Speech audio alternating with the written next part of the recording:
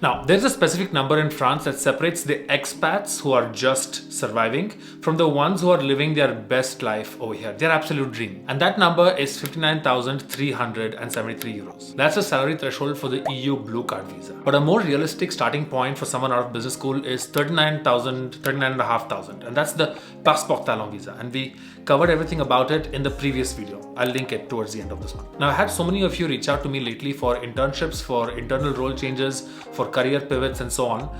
And the market is different right now than when I first applied back in 2019. But people are still getting out of business schools today and hitting these figures today. And this video, if nothing else, it will inch you towards your goal. And hitting 60,000 euros can take as little as 2 to 3 years or well over 10 years if you're just waiting around. Why? Because standard salary growth year on year in France, in French companies, is incredibly slow. You start at a good number, but you don't grow as fast. You cannot afford to wait around 14 years for a visa upgrade now, can you? So in this video, I'm giving you the exact 3-step method which helped me to engineer my way. This will help you to engineer your way to that blue card number as well, as fast as possible. We're covering the WCS framework to make your work more visible to your boss, the exact 6-month scripts that I use to get a reality check, and the difficult audit that you must do with yourself if your growth is not matching the work you're putting in. Let's get straight to it. Now, quick question before we move on.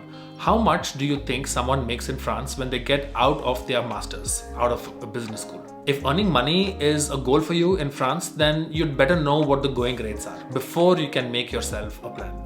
Is it more like 15 to 25,000, 25 to 35,000, or more 35 to 45,000? Drop your guess in the comments. Winner gets a chicken dinner and some clarity as well. Now here's why you can't just wait around. Starting at like 39,000 at a 3% year rate, your numbers are looking something like this. By year 5, you're at 45.5. By year 14, you're at 60,000 euros. 14 years for a visa upgrade. You don't have 14 years and you don't want to spend 14 years to grow this much. The only way to make this jump is by changing roles, by changing teams, or changing the company entirely, if they won't give you this kind of raise when you're staying with the same role. If you're new here, my name is Joshua Balata. I moved to France back in 2016 to do the Grande École program at Audit Business School, and I've been working here ever since then. Everything I'm sharing today comes from figuring out this stuff, this money stuff firsthand through my stay here in France. Now, after signing your first contract, the biggest mistake you can make is showing up on day one and waiting to be told what to do and hoping for the best because you did what you were told to do. Trust me, that was my best judgment too. Right around this time, I picked up Ramit Sethi's book, I Will Teach You to Be Rich. That is a title, but the content in this book is absolute fire. On starting my job, I sat down with my manager and I asked him, what does success look for you? And this is the WCS framework. This is the exact question that consultants ask their clients when they first meet them. I pulled this straight from the consulting training in my business school. You could just say, I'm going to work really hard, I'm going to be really diligent, I'm going to show up, but how hard is hard enough? And are you sure that your hard work is pointing in the exact same direction as your manager's goals and or your company's goals? So how are you sure this will work?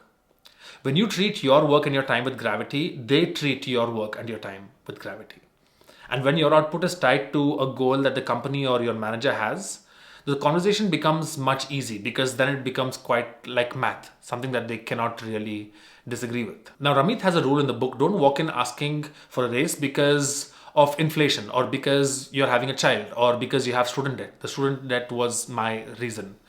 Now, these are all valid reasons to need more money and to work harder. These are great motivators. But what your company will definitely respond to is when there's something in it for them. If you're brand new and you can't point to results inside the company yet, like I was when I just started, use this initial period to collect what success means for them, the WCS we discussed. Then ask to touch base in a couple of months and make sure to say, I want to grow within the company. Point out why you're doing this. And I would love to clarify the growth curve I can achieve once I hit the goals in my job description. Doing this reveals one of 3 things about your company. And this is a nice learning curve about where you're working. 1, they're organized. They've already really mapped up your growth. This usually happens in like graduate programs and VIEs. 2, they are not super organized. And most companies are like this because they don't give you a growth curve when you join the company. But now you're on the map. Your manager knows that you're serious about growth and that your conversations are going to lead there over 6 months or a year when you have this year interview thing. And 3, this is the worst case scenario. There's no growth no matter how hard you work in this company. And the only way you'll accept this reality is if you define it on the get-go. Now, for case one, you'll know right off the bat because the company will tell you explicitly when you join that this is your case. So is this your case, or are you more of the case 2 or case 3? I was the case 2 kind of guy. But time flies when you're joining a job. Before you know it, it's been 2 years and you wish you had had this conversation when you joined the company or had it a couple of months before. So you have to do it the moment you join. Now here's the exact script. You sit down with your manager and you say, I'm really excited to hit these targets over the next 6 months, over the next 12 months, insert time frame here. Can we please plan to touch base in 6 months, in 12 months? And if I'm delivering, I'd love to have an honest conversation about salary and growth. If not, I would like to hear from you on how I could more orient my efforts within the company. This removes the immediate pressure from your manager and it signals to him that he can expect a performance review kind of discussion based on data and based on your work. Side note, I got rid of Instagram a while back, and since videos take a minute to make, I've been sharing what I'm actually working on via emails on a weekly basis. This is behind the scenes stuff, what's moving, what's not moving, stuff that I don't put in videos and stuff that I'm working on. If you want in, you can sign up with either of my free handbooks, which are in the description below. The French Mesh handbook if you are working on your French, or the Fit in France handbook if you are navigating life as an expat from day one here in France. Either one gets you on the list. I'm generally talking about stuff that I'm learning, things that are working and things that are failing.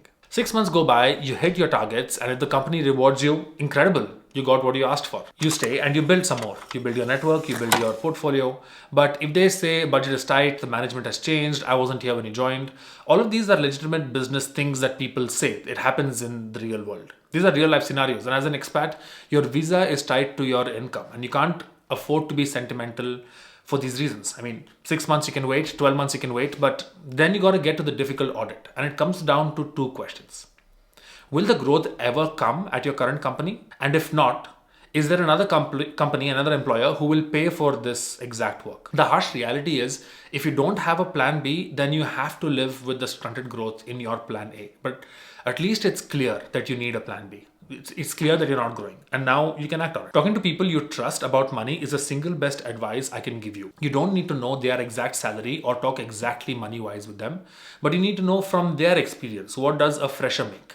What does the jump look like after 1 year or 2 years of experience? You take your portfolio of accomplishments, you update your LinkedIn and take the exact business case to the competitor who will pay you for it. And most companies know this. It's not going to be a surprise to them. So hitting the blue card visa, it's not about luck. It is information privilege. This was a timely information from Sethi's book that helped me start the right way. Now, if your ultimate goal is to get this elite salary so you can eventually apply for the French citizenship, you can without, but it's better with, you need to know that the government entirely changed the rules starting January 2026, like a month and change ago. It's way harder to apply today, and I built an entire system to pass the new citizenship exam. You can watch exactly how I did it in this video over here. And if you want to see the exact 32% tax hit you'll take when you finally crack this salary, then click here where I reveal 10 years of my real French payslips. Thank you so much for tuning into this video. I'll see you in the next one. Take care of yourself and keep learning.